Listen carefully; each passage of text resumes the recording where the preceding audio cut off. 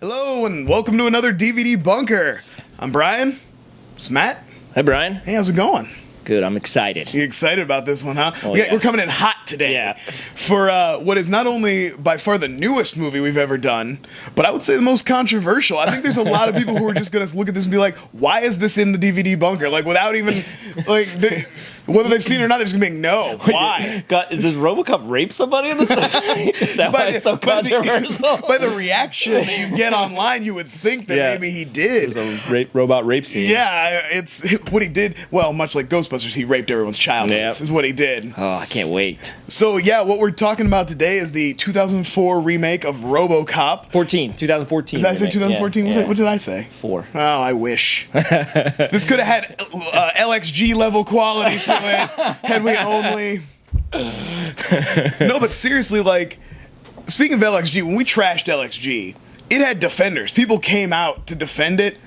I'm not seeing any of that. We're going to talk tweets a little bit later, but I'm telling you right now, I did not see a lot of love for this movie. Well, that's why I'm doing it. It's in the bunker. Part of this show, if you haven't watched before, is that not only do we look at movies that I haven't watched in a long time, but we look at things that I like that I don't understand why everybody hates so much. Mm-hmm. And this is kind of the first time we're really getting into that. This is something I'm really a fan of that other people hate. We've done movies that I like that people just don't know, or that I own that people have never even heard of, like Instinct.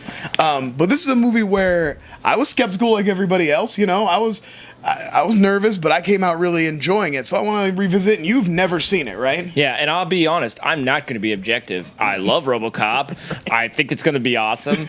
I'm going to be an apologist. I would say there are more people out there who say because they love RoboCop, they don't love this. Okay. A lot of the heat I think this movie took first coming out of the gate was they went with the PG-13 rating. Mm-hmm. And a lot of people...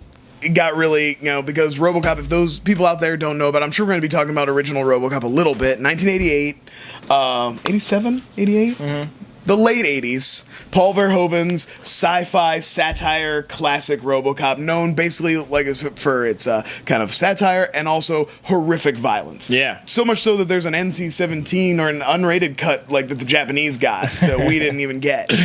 Just brutal violence. So I think that people think, but like, to me, that's the core of that RoboCop movie, but it doesn't mean that you can't have a good movie. And in fact, PG-13 these days is a very brutal, hard PG-13. So I don't, that part never really got to me. I think my whole thing with reboots in general is kind of like, I used to be real hateful like everybody. Like, why are you doing this? Yep. Then I kind of thought, would I rather they do a reboot or a shitty like ripoff and try to pretend they have an original idea, like Lawbot, oh no, this isn't RoboCop, this is Lawbot. It's totally different, and then try to pass it off, or would just own it, just be like, no, we want to do another RoboCop, we want to bring it back.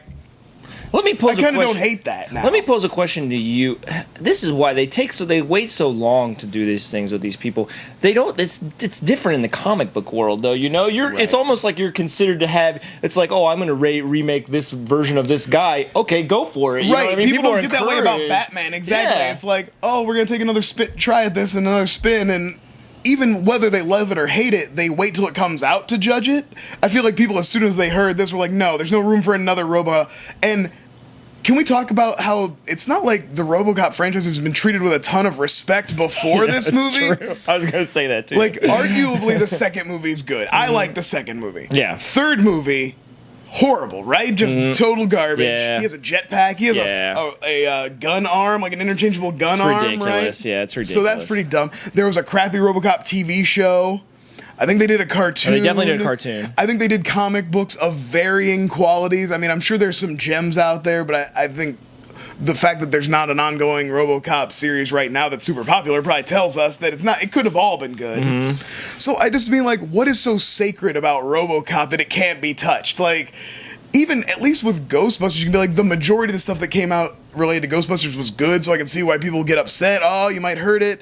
I don't agree, but I get it. They've already made a ton of trash with RoboCop slapped on it. Yeah. What is one more movie gonna hurt? So let's talk just a little bit about the cast. Mm-hmm. Joel Kinnaman stars Yep. as RoboCop. He was from Swedish. that show The Killing. Yep, I tried watching. He's good in. Is he good in that? Yeah. I've never seen that. He was recently in Suicide Squad. To mixed reviews. Let's just Miscast, say. we'll say that. Right. I think I'm gonna throw this out there. I think he was cast as RoboCop solely because he has a skinny head. They built the helmet before Right. they I finished feel like it they up. were like, whose head would look the least ridiculous in this Yeah. helmet? And they were like, here, hey, Joel Kinnaman, he's serviceable and he's got a thin head. Done. You're in, buddy. Looks You're good. in the suit. Yep. He can act. And what do you need from RoboCop? He doesn't say a lot, right? Well, yeah, and actually, I mean, we'll get into it after you've seen the movie, but I feel like his RoboCop still has a lot more humanity in it than RoboCop, from the 80s. The RoboCop from the 80s is very much a robotic cop. This guy, they really delve a little bit more into his humanity in this one. So, yeah, I think he's good. They stacked the deck beyond that. Oh yeah, I looked this up. This is Michael crazy. Keaton, Gary Oldman, Samuel L. Jackson, and to a lesser extent, Jackie Earl Haley, who I feel bad for him. I feel like he's one of those guys who had one amazing role, and he just kind of keeps picking the wrong. Like he's gotten a lot of opportunities, but he hasn't made just the right choices. Like he's always good in the things. Even in the Nightmare on Elm Street remake that everybody hates, he was fine. It just wasn't what people wanted from that movie. Just looking at this RoboCop, I get more and more excited.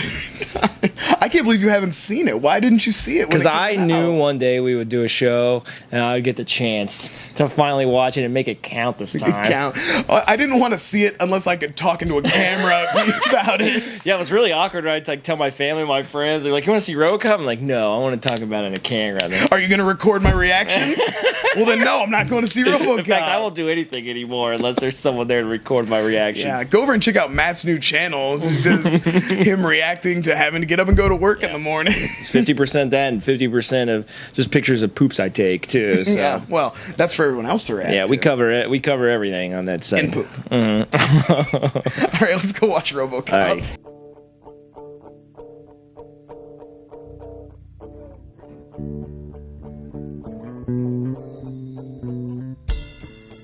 All right, we're back from watching RoboCop 2014. Real quick before we start, I didn't shout them out at the beginning. I want to shout out the guys, Matthew Whitaker and Lee Van Cleef over at Cinema Bushido. I did an episode of their podcast about the original RoboCop, which inspired this. And I told them I would come back on their show again to defend this, too. So this is like a warm-up for when I go to do better shows. Now let them now follow that up with the reason why you remembered, which I believe was your wife was complaining about having to watch all these RoboCop movies over and over again. Yeah, specifically, I watched RoboCop 2 and this one when I did their show, and I just wanted to rewatch it again. I want to make sure I'm going out there with a hot take here. I'm going out on a limb. I'm putting myself out there. I gotta make sure I know this movie pretty well. I'm gonna talk about it. You know what I mean? Like I can't embarrass myself out here. I'm already embarrassing myself. I at least gotta come off halfway intelligent. You may be one of the foremost experts on this movie in the contiguous US of A. Every time I watch it, I cut down, the percentage of people who've seen it more than me. It's getting to just me and the producers of the movie now. This is the guy that edited it, probably. Me and the editor are top two now. Oh, man. So we got Michael Keaton's playing basically evil Steve Jobs, or I guess the more we learn about Steve Jobs, he's just playing regular Steve Jobs. And Gary Oldman's like the mastermind, the guy who actually creates the science. Yeah. He's the actual scientist who creates the robot. His intro scene has some incredible CGI. The guitar player with the robotic hands. So good. I think that looks really good. And I think the CGI for the most part in the whole movie is pretty solid. Yeah, everything with RoboCop is a lot of that is CGI, but they do it well. You can see they lower the lights sometimes. They do tricks like that works really well with him too. I want to talk about though for a second is the torture that this Alex Murphy goes through in this movie is like Passion of the Christ level. I mean, okay, you were blown up. That's thing number one. Apparently, in this future, your wife is allowed to sell you to a corporation that can use I don't you as a think they police force. explain this part very well, because when you see them talking to her, it seems like they're only telling her that he's going to be blind and paralyzed. And later, they kind of like sprinkle in that he was brain damaged, but I think the idea is that he's like a vegetable that you would have to take care of, who's gonna have no kind of quality of life. Yeah, they gloss over brain damage. They'll talk about like the extent of it. And then, I mean, you can just go, almost every scene is somebody in this movie. How are we going to tell him about the fact he's a robot? I don't know, put him in some simulation where he's with his whole family and like slowly turn into a lab. I like that simulation, cool. though. I like that the whole, like, the way they did that. That kind of leads into something I guess is one of my sticking points for this whole movie and why I don't think it's bad. Like, I can understand that people don't like, if they don't like it, but it's the people who never gave it a chance just because they don't like remakes. You know what I mean? And my thing is that they just tried to do a different spin on the same story. Like, for me personally, I'm glad they didn't do a gory satire bloodfest because I have that. RoboCop exists, and they wouldn't have done a better job. It would have you just been like, oh, even if it was good, you'd have been like, well, that's good, but what does it bring? You know what I mean? Yeah. It's like when they remade The Omen. It's like a shot-for-shot remake. Psycho. It's got good actors in it, and it's done fairly well, but what does it bring to this? Nothing. They actually tried, they had an attempt here to make, to actually just do something different, and the way they chose to do that was to really focus in on Alex Murphy's struggle. And I think that was really well done. Yeah. One of the things I noticed when I watched the first two, the original, is how little time is spent on him, like, remembering his family. Yeah. It's a key point in the movie, but it's really short. In this movie, the little scene you have before he gets blown up is longer than all the time he spends on his family in the first two movies combined. And he actually, like, interacts with his family. And it's not just, like, one of those... I swear... The scenes in the original RoboCop of him remembering, it's because it's done in that weird first-person view. It feels like the sex scene from Demolition Man. You know what I mean? Oh yeah, where the holograms. Oh, There's not as much strobe lighting as there is. No, in not quite that much. That's all that's missing, I think, really. But he has a really great moment later too with his son when he first meets up with his son after he's in the RoboCop suit, and they have a real special moment. And by the way, Joel Kinnaman, man, cries on command. This guy can shed a tear. Yeah, but if you really want to go into the pathos in the scene, I think really that really dives into it the most. You got to talk about the deconstruction scene, right?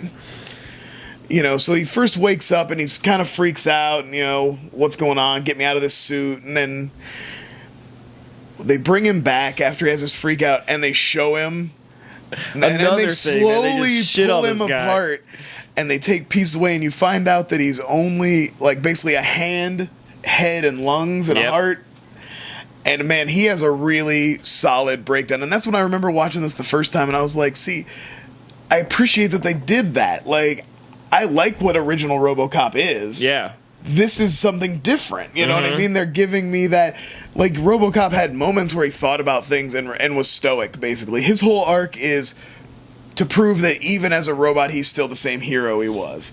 But, like, this RoboCop is about Alex Murphy actually getting what's his humanity? What is left of him? Yeah. And they slowly peel that away, and his fight to get it back. And I'm not to say that there aren't elements of that in RoboCop, but this is really delves into it. That's why I think that this shouldn't have been as overlooked as it was. No, and I agree. I agree 100%. It's all about that human versus robot, like him just becoming, is the human side going to win out? So much so, and I love the way they do that. He's supposed to have an ongoing relationship with his family. You know, he's supposed to see them regularly. He does go visit them. Then they wipe his mind more and turn him into what the old RoboCop sort of was, and he comes back. It's like that human spirit fights back, and I think that part, all of that is awesome. I wanted to give a specific shout out though to kind of during that scene where they're taking away his humanity.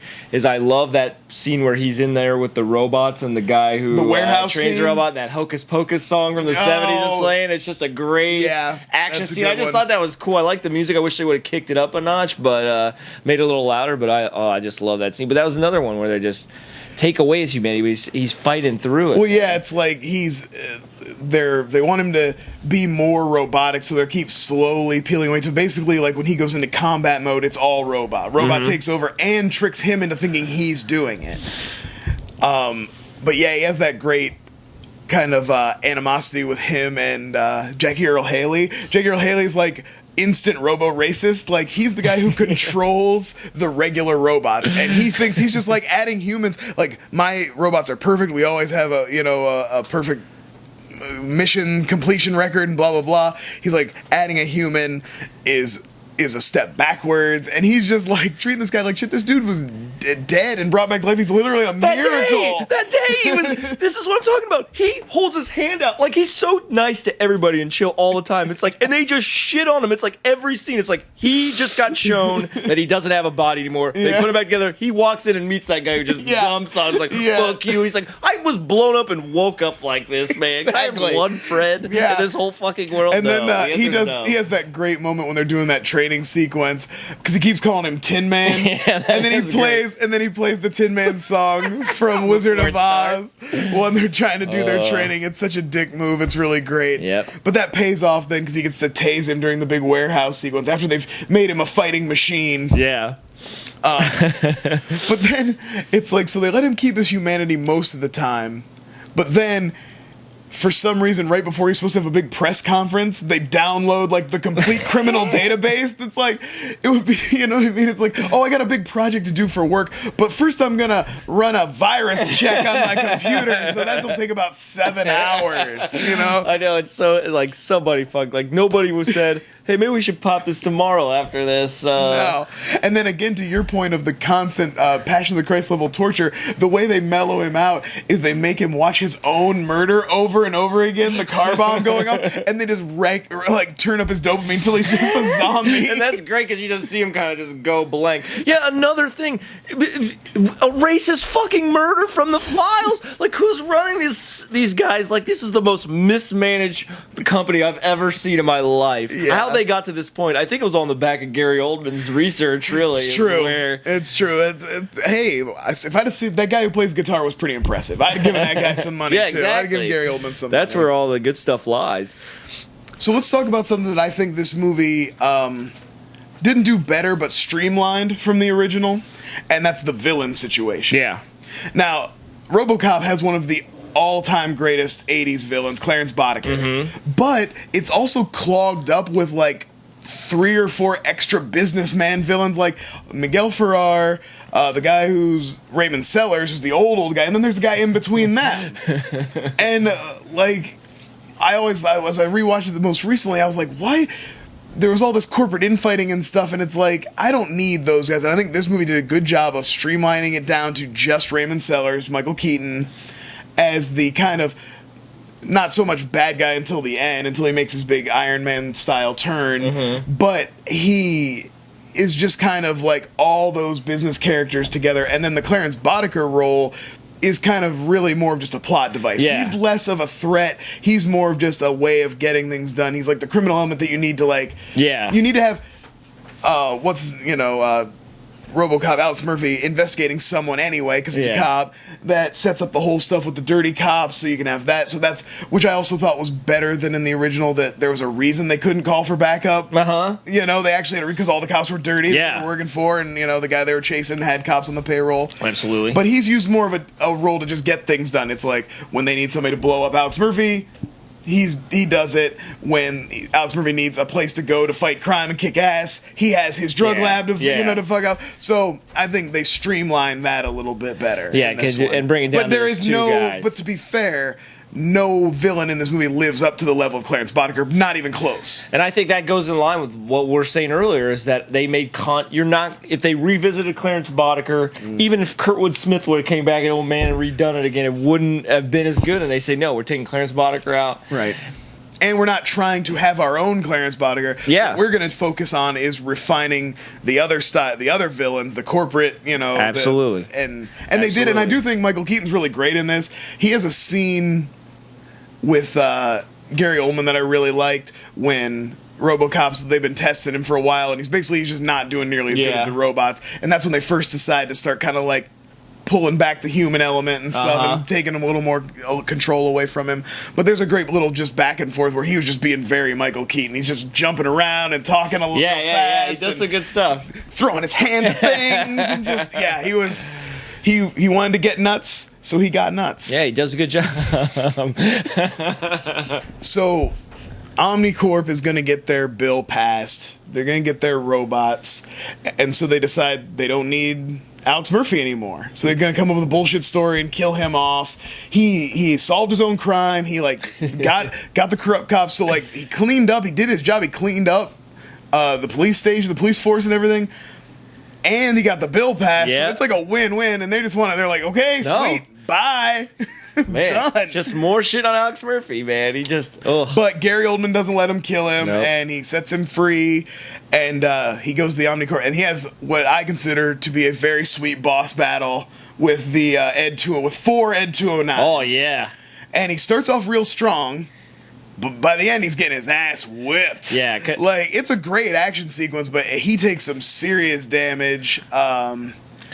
And then his partner, again proving how much more competent Lewis is in this movie than in the original, not only uses his body to shield him because Ed 209 won't shoot at an unarmed person, even though a human, if you'd have had a human on the payroll, he could have mowed that guy down for you, knowing the situation. Absolutely. He wouldn't have just not shot, you know?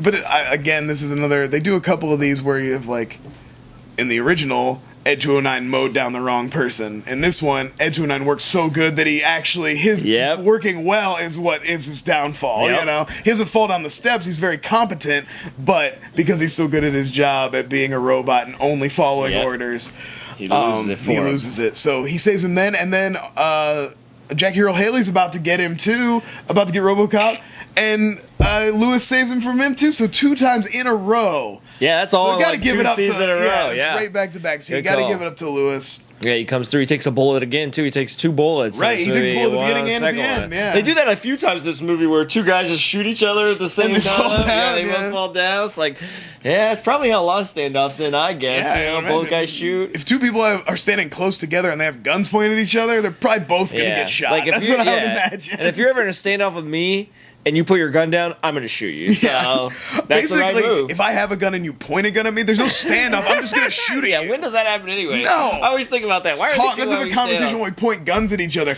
No, Nope. I can have a conversation while you bleed on the ground. Yep, It's cool. It never ends well, yeah. Fine with that. Yeah, I don't want to talk to you anyway. But so he goes up to have his big confrontation. This is where the whole kind of Raymond Sellars as a cool businessman villain who kind of is like you can understand and is practical kind of goes right out the window. Yeah. And he goes full super villain. Jeff Bridges at the end of Iron Man just He just loses it. yeah, and I don't get it because he got everything he wanted. You know what I mean? Yeah, it's But it's because he's cocky and he gives a speech. But it does give Alex Murphy a time to overcome his programming, which again I think is in his favor over the original, where original RoboCop had to be given permission to kill the bad guy. This RoboCop fights through and does it on his own and becomes his own man. So that's a win for him, a small win, but a win nonetheless. I agree, and I thought it was a fun ending. The family's there; they get to be back together again. He gets the classic RoboCop look, like with the silver and everything. Which they gave him at the beginning, and I was bummed when they changed it because he's not efficient enough. And I thought that doesn't made it look more like what I tactical saw on black, the box. That looks like old school, and I was like, that's kind of nice. I like that too. That's kind of their message, It was a little bit on the nose. But Well, they have a good scene with Jay RoboCop. Baruchel where he's going through choices with. He's showing Michael Keaton the different choices. There's one that's like really bulky and tank-like, and there's one that's kind of got like lights on the shoulders and is a little more silly and stuff. So I like that. That had that kind of in Captain America: First Avenger, the first Captain America movie with Chris Evans. I like the way they evolved his costume in that. They did it in kind of a cool, through the natural way. montage. Well, he started out in the the costume USO, version of the USO show, but then he puts the bomber jacket over it and the helmet, and then he kind of evolved. I really thought that was cool. And I think they kind of did a similar thing in this where he goes through some changes, and then in the end, you get your classic RoboCop costume. Yeah, I like it. That's kind of where he falls, and then soon later he'll meet Judge Dredd, and they'll team up after he makes it through his warrior scenario. He'll meet Judge Dredd, and it'll all work out. There's one more thing we were talking about, the parallels to the original movie that I really liked. There's a scene in the original where they're building RoboCop, and he's coming in and out of consciousness, and there's those like flashes, and they say, "Oh, we saved the hand." He's like, "What do you need the hand for? Get it out of there." In this one, they reversed that. Yeah. They're like, "No, leave the hand. It humanizes him." And I was like, "Oh, let's see." It's another little nod in its own way, but kind of like flipping it. It is true, because when it's just him though, and there's just like a tube with a hand sticking out, it's like you totally don't need that. But good call, because it does make him a little more human. And when he has to make that choice to blow it off, so that is like part of his victory over his robot self, the humanity. He's like, this is he the uses his man real hand to free himself from the robot hand. Absolutely true. There's a lot of layers in this. Just like always, you and I find we peel the onion. That's what we do on this show. It's more than just robos. And, absolutely. Cops. So, did you have anybody in mind for character corner? Oh my goodness, I totally blew it. And but I would like to say, I'm gonna go against what we normally do on character corner and just say I really like Joel Kinnaman in this one, and just say he fucking crushed it. It was great to see him. I love Jay Baruchel. He didn't get a lot to do, and I didn't really love his character. Well, his character's a dick. I mean, he's the marketing guy, so he's basically all about making money off of RoboCop. So he's real sleazy and slimy. But I didn't hate him that much either. Like, I was just kind of like, meh. He's got some funny lines. He's doing his Jay Baruchel thing. So I wish, he wasn't my favorite. I was ready to, look for him, but no, I just got to say the crying and the emotion on his face in those moments is so good. There's a moment when they do his deconstruction. He says, they're like, "You're in control, it's still you, you're still yourself," even though he's like a hand, lungs, and a head. Yeah, absolutely. And he says, and this one got me, and I actually wrote it down, he says, "If I'm in control," he says, "kill me, end this nightmare." Yeah. And they're like, "Oh, what about your family?" He's like, "Just tell them it went wrong. Just tell them it didn't work." That's that's all part of that. He emotes the hell out of it. So yeah, like I said, I definitely think Joel Kinnaman was more robotic in Suicide Squad than he was in RoboCop. Yeah. He emoted the shit out of this one, and I give him big props. So I agree. He crushed it. I did pick out somebody for character corner, though. This guy played Senator Hubert Dreyfus. The Dreyfus Act is the bill they're trying to get repealed. It's like he's the guy spearheading the no robots thing. You know, he's like, we need humans on the streets, humans who can make emotional decisions, and this, that, and the other. And so he's playing the liberal, basically the big liberal in this movie. But his name is Zach Grenier. I know him, like one of the first things, he's like when you see somebody and he just strikes you the right way, and then forever he's from that movie. He is the guy in Tommy Boy. He's one of the business guys who runs the company. Oh yeah. And he's got the line. It's like, "Oh, I had a kidney removed last year, but I still got the other one." And that line always stuck with me. I believe he's also Edward Norton's boss in Fight Club, the guy who when Edward Norton beats himself up in his office. I think he's that guy too. So maybe people are a little more familiar with that. But for me, he'll always be the guy in Tommy Boy. That's awesome. I think he's the one too that gets himself taped talking at the wedding. He's like, "Man, would I like to get me some of that?" David Smith's like, "Good Lord." Good times. Yeah, I'm just going to quote Tommy Boy for a little while, guys, so stay tuned for the end of the episode. So now has come the time to revisit some tweets. I tweeted out earlier, and I was nervous about even doing it because I know how this movie was received, and I know how most people I've talked to have felt about it. But and of course, my stupid phone doesn't have it brought back up right here, so let's kill a little time. So many tweets about DVD Bunker to get through, and not all for me. Yeah, there's a lot about him. They're all for me. So Jack Shipley chimed in again. We all know Jack, producer of this show and kind of godfather of the TUFF channel. Didn't hate it. It was just okay. All the magic of the original was gone, though. It lacked identity and style. So I definitely agree. I get what he's saying about the magic of the original. Like, what's great about RoboCop is its kind of crazy style, it's hyper violence, it's, the satire. We've talked about all that. But like I said, I think my thing with it is just they were trying to make a different movie. Yeah. You know what I mean? They took this property and they thought people are going to be mad if we just try to copy what was already done. Yeah. So we'll try to take it in a different direction. They didn't realize that just people didn't want it at all, period. And they weren't willing to give it a chance. And, you know, it's a shame to me. Yeah, and I yeah. But I'll give it to Jack because he clearly gave it a chance. And that I don't have a problem with. That's my whole thing. Yeah. If you watch this movie and just didn't like it, good on you. You know, that is fine. Opinions are great. There's plenty of stuff that I love that people hate, and I hate that people love, and I am cool with it. But it's the people who just on face value are like, PG-13 RoboCop, I'm not even going to waste my time with that. I really think this movie's got some redeeming qualities. Yeah, you know you're absolutely right. Now, on the other end of the spectrum, Tom Zambino at Road Raider 3 let me know that this was a total lifeless pile of dung. I got the Blu-ray as a Christmas gift and wanted my money back.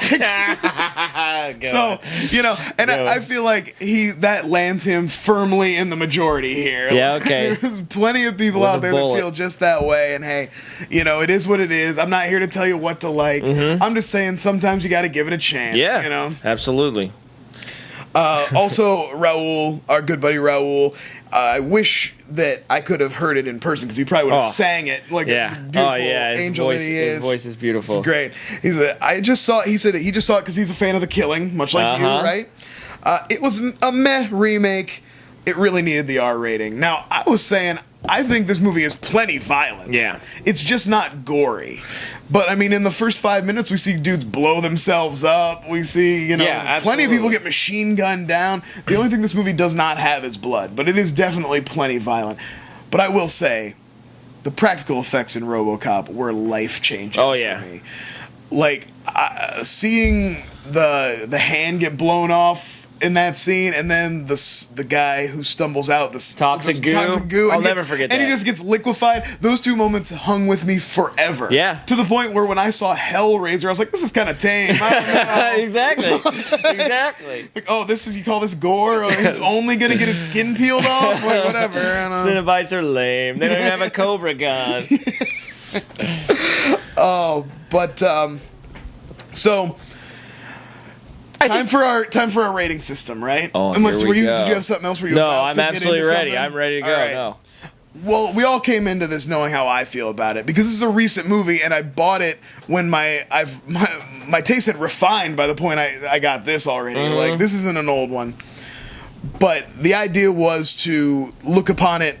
Now, you already said you can't be objective. You already let the cat out of the bag. And none of that has changed whatsoever.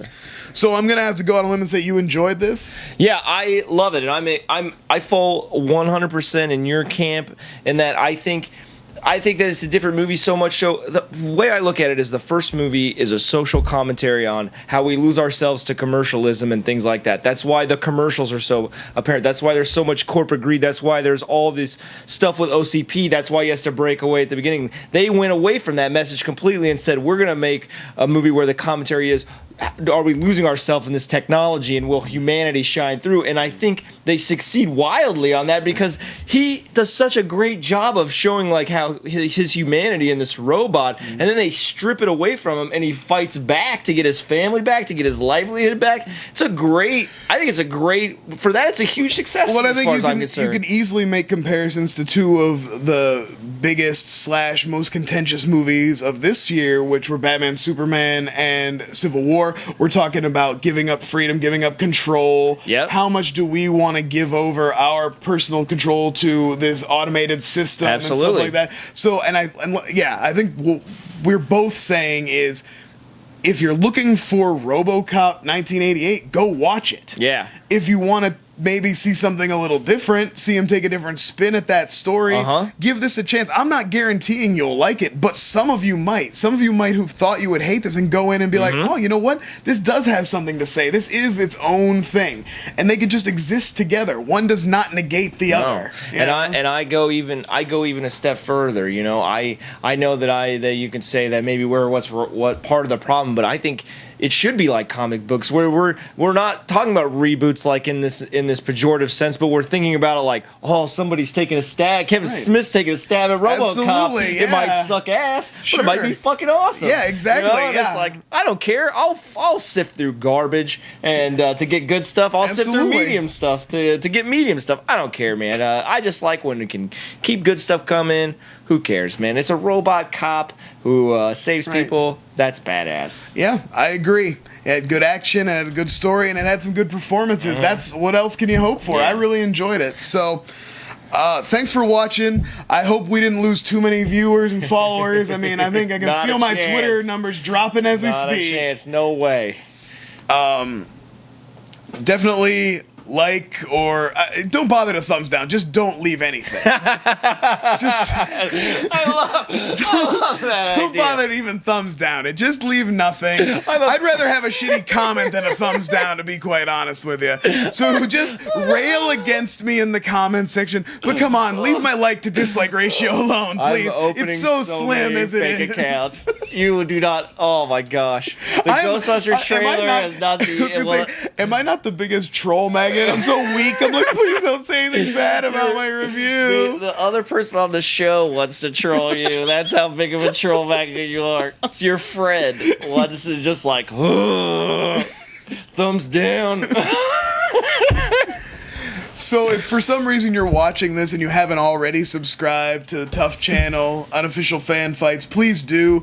We put out new content every week. There's a lot of great shows. Odd Shape Panel, Fan Friction, Because Fan Friction, and you know, it's just going really great and I'm having a great time. Follow us on Twitter at Hercules. At the Drucksman. Hashtag us DVD Bunker. Tell us why we're idiots for liking RoboCop. Check out any of our other episodes. And thanks for joining us. Bye.